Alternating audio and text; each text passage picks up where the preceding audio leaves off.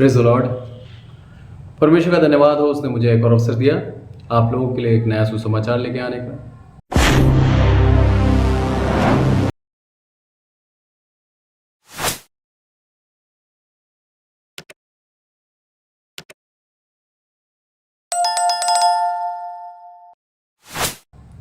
और ये सुसमाचार इस्राएल के ऊपर है, इस्राएल के इतिहास के ऊपर है। परमेश्वर ने इस्राएल को चुना, इस्राएल को अपनी प्रजा बनाया और इस्राएल का अगुवा बनकर, इस्राएल का चरवाहा बनकर उनको हर एक जगह गाइड करता रहा। पर कई बार इस्राएल पाप में गए, कई बार इस्राएल ने परमेश्वर के विरुद्ध पाप किया, उसकी सजा भी उसने दी। ये समय वही है। न्यायों की किताब और उसका 6वां अध्याय और उसके 11वें पद से हम पढ़ेंगे। इसका थोड़ा सा मैं आपको बता दूं कि ये कहानी, ये जो घटना है, ये गिदयोन के समय की है। परमेश्वर ने गिदयोन को चुना और उसको चुना, उसके विषय में आज हम देखेंगे कि क्यों चुना। तो यहाँ पर हम देखते हैं 6 और उसका 11, मैं आपके लिए पढ़ता हूँ। फिर यहोवा का दूत आकर उस बांज वृक्ष के तले बैठ गया जो ओरपा में अबीएजेर योआश का था, और उसका पुत्र गिदोन एक दाखरस के कुंड में गेहूं इसलिए झाड़ रहा था कि उसे मिद्यानियों से छिपा रखा। परमेश्वर ने इस्राएलियों को मिद्यानियों के अधीन कर दिया और मिद्यानी लोग आते थे और इनके पूरे खेत जला देते थे, इनके घर तोड़ देते थे, इनको पूर्ण रूप से नुकसान पहुंचाते थे, डरा के रख रखा था। और परमेश्वर ने 1 साल 2 साल नहीं, पूरे 7 साल, ये 7वां साल था। 7वां साल परमेश्वर का हर एक अंक जो लिखा गया बाइबल में, उसका एक विशेष मतलब है। परमेश्वर ने 6 दिन में दुनिया बनाई और 7वें दिन को विश्राम दिन कहा और उसको आशीष दी। मिद्यानियों का भी ये सफर जो इनके इस्राएलियों के ऊपर इन्होंने हुकूमत करी, अब ये 7वां साल खत्म होना था। 7वां साल इस्राएलियों को विश्राम देना था, इसलिए यहाँ 7वां साल का जिक्र किया है। परमेश्वर की आशीष है इस अंक के ऊपर, 7वें के ऊपर। तो यहाँ पर जब 7वें साल की बात होती है, क्योंकि यहाँ पर साफ लिखा है, अगर पहली आयत में पढ़ूँ आपके लिए, तब इस्राएलियों ने यहोवा की दृष्टि में बुरा किया था, इसलिए यहोवा ने उन्हें मिद्यानियों के वश में 7 वर्ष कर रखा। 7वां साल था ये, 7 वर्ष बीत गए। अब परमेश्वर की ये इच्छा है कि इस्राएली अपने पाप से पश्चाताप करें और वो उस पाप को करना छोड़ दें, दोहराएं नहीं। और परमेश्वर इनकी आहों को परमेश्वर ने सुना और परमेश्वर चाहता था कि इस्राएलियों को पूर्ण रूप से आज़ादी दे। उसके लिए उसको एक अगुवा चाहिए। जरूरी नहीं है कि परमेश्वर बिना अगुवा के जिता नहीं सकता, परमेश्वर जिता सकता है, पर परमेश्वर चाहता है हमें चुनकर हमसे महिमा कराना। जैसे मैंने आपको पिछले संदेश में बताया था, मसीह का मतलब होता है द चोजन वन, चुना हुआ। उसी तरह से यहोवा का मतलब होता है जो वचन उसने कहा उसको वो रखता है, जो आज्ञा, जो आशीष उसने दी, जो वादा उसने करा, उस वादे को वो रखता है। यहोवा ऐसे ही नहीं बोला। यहाँ पर यहोवा ने उनको ये बोला, उनको ये कहा और वहाँ पर अपना दूत को भेज दिया। और वो दूत कहाँ था? योआश के, जो गिदोन के पिता का जगह थी, वहाँ पर बैठा हुआ था। और वहाँ पर बैठ के वो इंतज़ार कर रहा था, देख रहा था गिदोन क्या कर रहा है। लिखा है दाखरस के कुंड में गेहूं इसलिए झाड़ रहा था कि मिद्यानियों से छुपा रहा था। अभी गिदोन की परिस्थिति आपको थोड़ा सा समझने की आवश्यकता है। गिदोन वो स्थान है, वो इंसान है जो डरा हुआ है मिद्यानियों से, पूर्ण रूप से भयभीत है। इंसान छुपाता कब है? जब किसी से डरता है। वो नहीं चाहता कि इसका जो सामान है, इसकी जो उपज है, वो वापस वो लूट के ले जाए। खाने के लिए भी इनके लिए परेशानी है, छुपा के रख रहा है। और ऐसे समय में यहाँ पर वो दूत उसको दर्शन देता है और दूत उससे क्या कहता है? आगे पढ़ते हैं हम 12वीं आयत। उसको यहोवा के दूत ने दर्शन देकर कहा, हे शूरवीर सूरमा, यहोवा तेरे संग है। विपरीत कहा। परिस्थिति देखिए आप, परिस्थिति ऐसी है कि गिदोन डरा हुआ है, भयभीत है मिद्यानियों से, वो छुपा रहा है अपना अनाज, और परमेश्वर का दूत उसको किस वचन से संबोधित कर रहा है? हे शूरवीर सूरमा। बिल्कुल एक अलग वचन।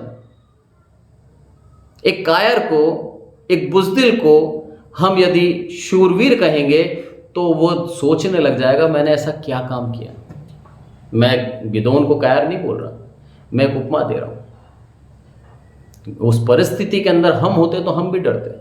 7 साल हमारे ऊपर कोई विजय है, हमारे ऊपर राज कर रहा है, बार बार आके हमें ताड़ना दे रहा है, बार बार आके हमें परेशान कर रहा है, हमारी उपज को नाश कर रहा है, बार बार आकर हमें वही पुरानी स्थिति में लेके जा रहा है। हम थोड़े से भी उभरने की कोशिश करते हैं, हमें वापस ख़त्म कर देता है। सोचिए, ऐसा राज्य के अंडर में गिदोन रह रहा है और सारे इस्राएली रह रहे हैं। इनकी कंडीशन ऐसी क्यों थी? परमेश्वर ने इनको छोड़ दिया था क्या? आगे हम पढ़ते हैं 13वीं आयत में, गिदोन ने उससे कहा, हे मेरे प्रभु विनती सुन, यदि यहोवा हमारे संग होता तो हम पर ये सब विपत्ति क्यों पड़ती? एक क्वेश्चन गिदोन ने पूछा कि अगर ऐसा होता तो हम पे ये विपत्ति क्यों पड़ती? वो जानता था यहोवा यदि संग है तो हमारे ऊपर विजय कोई प्राप्त नहीं कर सकता। उसको मालूम था, पर उसको कारण नहीं मालूम था कि परमेश्वर ने उनको उनकी रक्षा करना क्यों छोड़ दिया। हम कई बार अपने जीवन में ये तो जानते हैं कि प्रभु मेरे संग है तो मैं सब कुछ कर सकता हूं, मैं हर एक चीज जीत सकता हूं, मैं जीवन के अंदर सक्सेसफुल हो सकता हूं, हम सब जानते हैं। पर हम सक्सेसफुल क्यों नहीं हो रहे, उसका कारण नहीं ढूंढ पा रहे। यहां पर गिदोन ने भी यही क्वेश्चन पूछा कि तू मुझे शूरवीर सूरमा बोल रहा है और ये बोल रहा है कि यहोवा तेरे संग है, तो फिर ऐसी परिस्थिति में क्यों हूं मैं? क्यों मुझे छुपना पड़ रहा है? क्यों मुझे छुप छुप के अनाज छुपाना पड़ रहा है? क्यों मेरे लोग इस्राएली क्यों दुखी हैं अगर यहोवा हमारे संग है तो? क्योंकि मैं जानता हूं यहोवा जो उसने वचन कह दिया उसको रखता है, वो उस वचन को भूलता नहीं है। उसने एक बार कह दिया कि इस्राएली जाति मेरी निज प्रजा है, तो हम उसकी निज प्रजा हैं। हम कितना भी विरोध करते हैं, कितने भी गलत काम करते हैं, तो भी हमें सुधारता है, ताड़ना देता है, कान पकड़ के वापस लाता है। बोला अगर वो मेरा प्रभु मेरे संग है तो मेरी परिस्थिति ऐसी क्यों? आगे बोलता है वो 14वीं आयत, तब यहोवा ने उस पर दृष्टि करके कहा, अपनी इसी शक्ति पर जा और तू इस्राएलियों को मिद्यानियों के हाथ से छुड़ाएगा, क्यों मैंने तुझे नहीं भेजा? और आगे बोलता है, उसने कहा, हे प्रभु विनती सुन। दोनों चीज बताई उसने। पहली बात तो मैं मनश्शे गोत्र का हूं। परमेश्वर ने याकूब के 12 पुत्र दिए, 12 पुत्र के 12 गोत्र, जिसमें अधिकारी और याजक बनने का जो अधिकार था वो था लेवी गोत्र को अधिकार। बोला मैं एक लीडर नहीं हूं, मैं एक लीडर के गोत्र में पैदा नहीं हुआ। और जहां तक बात मैं जानता हूं, परमेश्वर के लिए पहलौठा परमेश्वर का होता है, तो मैं सबसे छोटा हूं प्रभु। ना मैं उस गोत्र का हूं जो मेरे को लीडर बनाए, ना मैं मेरे घर के अंदर सबसे बड़ा कि जो परमेश्वर कहता है पहलौठा मेरा, तो मैं तो सबसे छोटा हूं। मैं कैसे छुड़ाऊंगा? यहां पर वो अपनी खुद की शारीरिक क्षमता के ऊपर विश्वास करके कहता है। पर परमेश्वर जब हमें चुनता है, तो बड़े ध्यान से सुनना, परमेश्वर जब हमें चुनता है तो 3 वादे करता है। 3 बातें हमारे जीवन में महसूस होती है, 3 बातें हमारे जीवन के अंदर आती हैं। वो सबसे पहली बात है प्रेजेंस, परमेश्वर की प्रेजेंस। दूसरा पीस, और तीसरा प्रोटेक्शन। उसकी उपस्थिति, उसकी शांति और उसकी रक्षा। प्रभु हमारे साथ जब हमें चुनता है तब ये तीनों हमें देता है। यहां पर गिदोन को चुना, गिदोन को चुन के उसने सबसे पहले उसका हौसला बढ़ाया और बोला कि तू शूरवीर सूरमा है, तेरे द्वारा मैं इतना बड़ा काम करूंगा जो तू भी कभी सपने में नहीं सोच सकता। और गिदोन ने वो काम करा भी। पर आज हम उस काम को नहीं देखेंगे, परमेश्वर के इस दास गिदोन के चरित्र को देखेंगे और परमेश्वर की उस महिमा को देखेंगे कि किस तरह एक साधारण व्यक्ति, एक नम्र व्यक्ति को परमेश्वर इतना बड़ा सूरमा बना देता है। हम हमारी योग्यता को नहीं जानते, हम हमारे क्या हम कर सकते हैं हमें नहीं मालूम, पर परमेश्वर जानता है। एक उदाहरण से मैं समझाता हूं आपको। एक कलर रखा है, कलर बॉक्स, एक वाइट पेपर पड़ा है, एक ब्रश पड़ा है।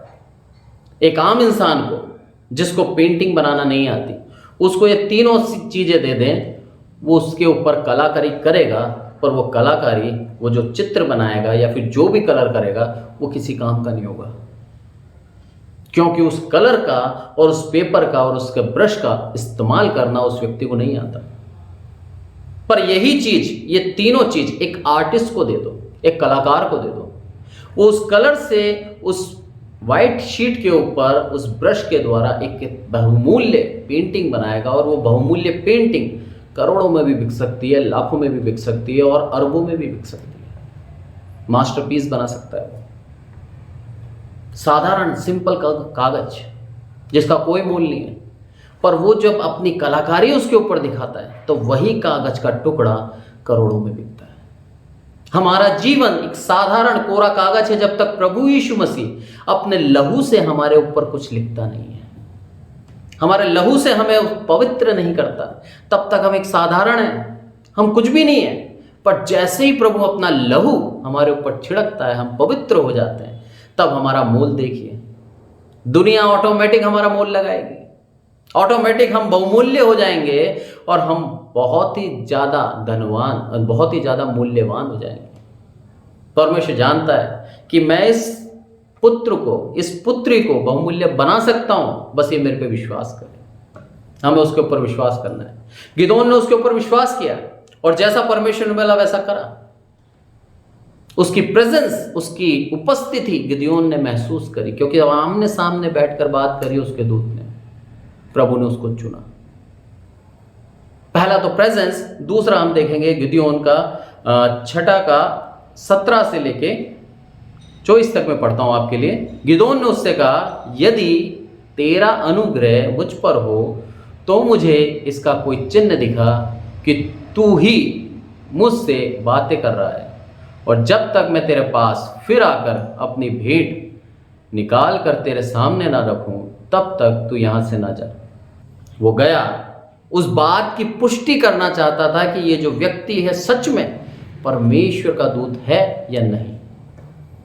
बोला बैठा रहे, मैं तेरे लिए तैयारी करके आता हूं। पुराने समय के अंदर मेहमान को एक बहुत बड़ा आदर दिया करते थे। आप अब्राहम को देखिए, उसके भांजे लूत को देखिए, जो भी उनके पास आया उन्होंने बिना भोजन के उसको नहीं भेजा, क्योंकि वो जानते थे परमेश्वर ने ये दूत भेजा है। वो आओ भगत करते थे उसकी, और यही काम गिदोन ने करा। उस परमेश्वर के दूत के लिए जैसे ही लेके आया खाना, और वैसे ही उसने क्या बोला, इस चट्टान पे रख दे इस मांस और रोटी को। अपनी लाठी लो के छुआ और पूरी की पूरी भस्म हो गई, यानी कि ग्रहण कर लिया, जो तूने दिया वो मैंने ग्रहण कर लिया। और गिदोन को समझ में आ गया कि हाँ, ये परमेश्वर का दूत था, जो मेरे से कहा उसने मुझे वो करना है। और क्या कहा उसने, आगे हम पढ़ते हैं 24वां आयत। यहां पर कहता है, गिदोन ने वहां यहोवा की एक वेदी बनाकर उसका नाम यहोवा शालोम रखा। वह आज के दिन तक एबी एजरियों के ओरपा में बनी है। तुरंत उसने बोला कि यहोवा शांति देने वाला, उसने मुझे ये दिया है।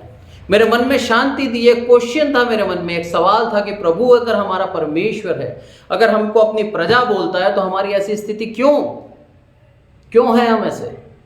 उस सवाल का जवाब उसने मुझे आज दे दिया, और उसने मेरे जीवन में एक शांति दी है। इसलिए मैं उसका वेदी बना के धन्यवाद देता हूं। उस चट्टान पे उसने वेदी बना दी, जहां पर उसने उस अपने अर्पण की भी वस्तु रखी थी, एक वेदी बना दी, तुरंत धन्यवाद दिया, और इस वेदी का नाम रख दिया यहोवा शालोम, शांति देने वाला यहोवा, अपने वचन को पूरा करने वाला यहोवा। उसने बोला मैं तुम्हारी रक्षा करूंगा, वो रक्षा करेगा।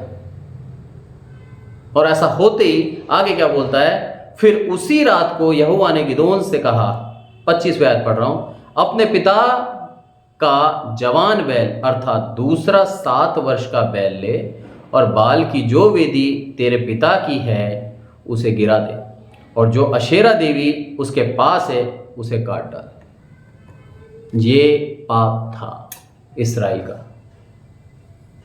इसका एक उदाहरण समझाता हूं मैं आपको। आप अपने पिता को पिता ना बोले, पड़ोसी को पिता बोले। पड़ोसी से मांगे आप, पड़ोसी क्या बोलेगा? अपने बाप से मांग। पर आप मान नहीं रहे, आप पड़ोसी से मांगे जा रहे। नहीं, आप ही दिलाओगे, आप ही दिलाओगे। पिता आपको दिलाएगा, पिता रक्षा करेगा आपकी। यही था इस्राएल का पाप।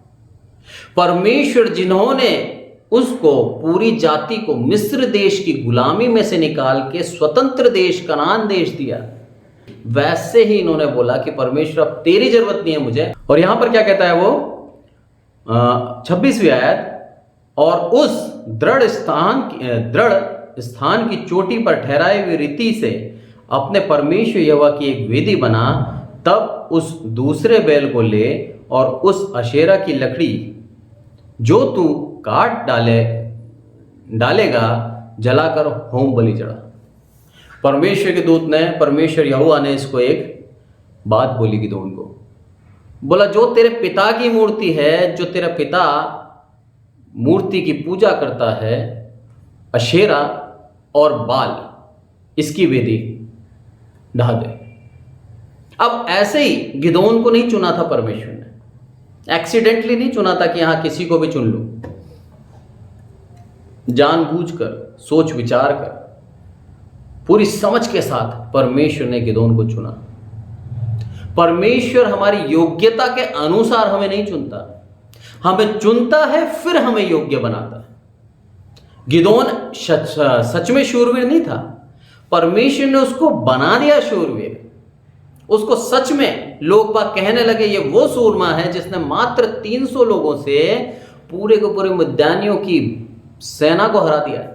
डर के मारे भाग गए मिद्यानी, मात्र 300 लोगों से। वो डर यहोवा ने उनके दिल में बसाया था। जीवन भर गिदोन को शूरवीर के नाम से जाना गया होगा। सब भूल गए होंगे कि ये गिदोन वही है जो अपने अनाज को छुपाता था। सबको बस एक चीज याद रहेगी होगी कि मात्र 300 लोग लेकर इसने हजारों लाखों की भीड़ को भगा दिया, डरा दिया। परमेश्वर एक आम इंसान को चुनता है और उसको खास बना देता है। गिदोन के जीवन में एक खूबी थी, वो ये था कि वो एक नम्र व्यक्ति था और पूर्ण रूप से परमेश्वर के ऊपर आधारित था। ये खूबी परमेश्वर को पसंद आती है। और जब ऐसा आदेश उसके पास पहुंचा यहोवा की तरफ से, वो गया और रात में उस वेदी को तोड़ दिया, और तोड़ने के बाद सब खत्म कर दिया और अपने घर में आया। पर ये भूल गया, इसको कई लोगों ने देख लिया। यहां पर हम पढ़ते हैं 27वीं आयत में, इसके अंदर क्या कहता है वो, तब गिदोन ने अपने संग 10 दासों को लेकर यहोवा के वचन के अनुसार परंतु पिता के घराने और नगर के लोगों के डर के मारे वह काम दिन में ना कर सका, इसीलिए रात में किया। करा, जो आदेश दिया करा। अपने साथ 10 लोग ले गया और उस वेदी को बाल की गिरा दिया और अशेरा की मूर्ति काट डाली, फेंक दिया, सब कुछ खत्म कर दिया। जो बोला वैसा कर दिया। जब ऐसा हुआ तो सुबह जैसे ही तड़के लोग उठे तो क्या हुआ, यहाँ पर क्या कहता है, नगर के लोग सवेरे उठकर क्या देखते हैं कि बाल की वेदी गिरी पड़ी है और उसके पास अशेरा कटी पड़ी है और दूसरा बैल बनाई हुई वेदी पर चढ़ाया हुआ है। तब वे आपस में कहने लगे ये काम किसने किया, और पूछ पाछ ढूंढ करके कहने लगे ये योआश के पुत्र गिदोन का काम है। जब पता लग गया उनको, पिता पुजारी और बेटा नष्ट करने वाला, बेटे ने सब खत्म कर दिया और पिता उस देवी की पूजा करता था। घर के अंदर पाप है, घर के अंदर परमेश्वर का तिरस्कार है। उसी घर में से परमेश्वर ने पुत्र को चुना। परमेश्वर की महिमा देखिए। अब आगे देखते हैं हम यहाँ पर 21वें आयत, वो लोग सारे के सारे इकट्ठे हुए और योआश के घर गए, और योआश ने उन सबों से जो उसके सामने खड़े हुए थे कहा, क्या तुम बाल के लिए वाद विवाद करोगे? क्या तुम उसे बचाओगे?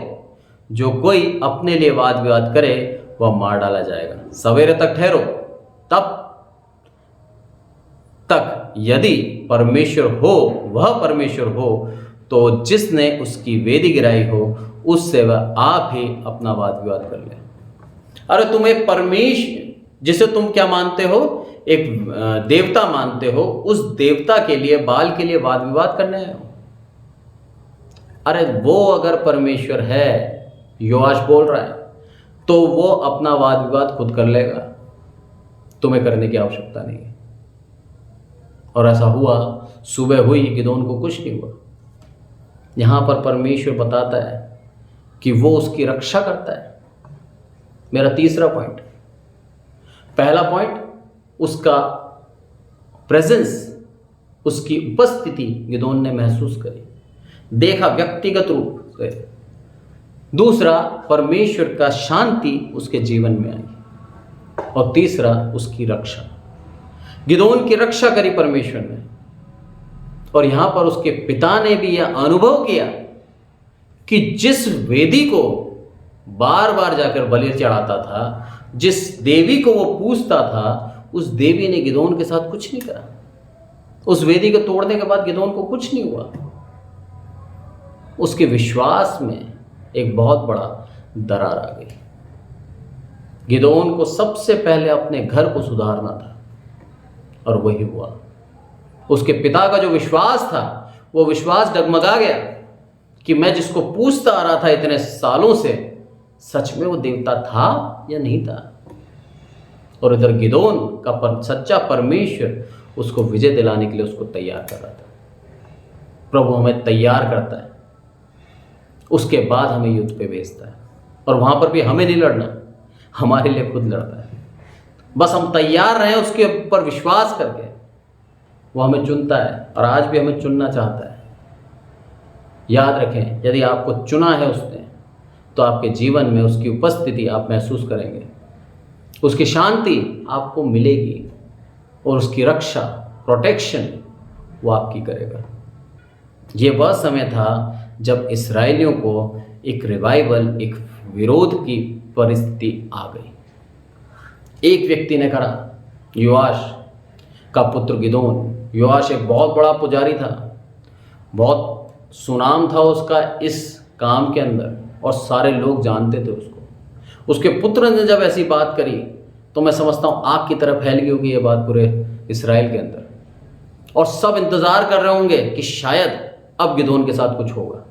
और जब गिदोन के साथ कुछ नहीं हुआ, तो इस्राएलियों को ये समझ में आया कि सच्चे परमेश्वर की आराधना करना जरूरी है, वही हमें बचाएगा मिदानियों से।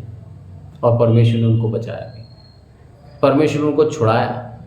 परमेश्वर ऐसे ही हमें चुनता है। परमेश्वर के ऊपर पूर्ण विश्वास करें। आपके पूरे जितने भी परेशानियां हैं, आपकी पूरी जितनी भी तकलीफ़ें हैं, आप अपने घर को सबसे पहले सुधारें। सबसे पहले अपने घर के अंदर हमें जांचना है कि कमी कहाँ है। परमेश्वर के ऊपर आरोप लगाने से पहले हमें देखना है कि हम में कमी कहाँ है, और हमारी कमी को जांच कर, ढूंढ कर हमें निकाल देना है। गिदोन ने यही करा। सबसे पहले अपने घर की कमी जो थी उसको ख़त्म करा, तब परमेश्वर उसके साथ हुआ, और परमेश्वर ने उसको विजय दिलाई।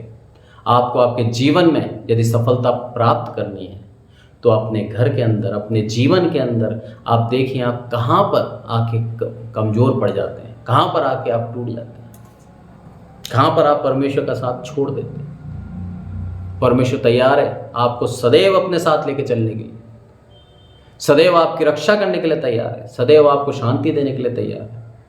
उसकी उपस्थिति वो देना चाहता है आपको अपनी पवित्र आत्मा के द्वारा। वो चाहता है आपके देह रूपी मंदिर के अंदर उस आकर वास करें। पर इस देह रूपी के मंदिर के अंदर एक दिल है, और इस दिल के अंदर कई विचार हैं जो परमेश्वर पसंद नहीं करता। आज वो समय है उन विचारों को त्याग दें, उन अनर्थ कल्पनाओं को हम छोड़ दें, और सिर्फ परमेश्वर के ऊपर विश्वास करें। परमेश्वर आपको बहुतायत की आशीष देता है। प्रभु यीशु मसीह ऐसे ही नहीं कहता कि अपने पूर्ण मन, पूर्ण सामर्थ्य के साथ और पूर्ण शक्ति के साथ अपने प्रभु परमेश्वर से प्रेम रख। वो जानता है जब हम ऐसा करते हैं तो सच में परमेश्वर की वह जो अनुग्रह है हम पर बना रहता है।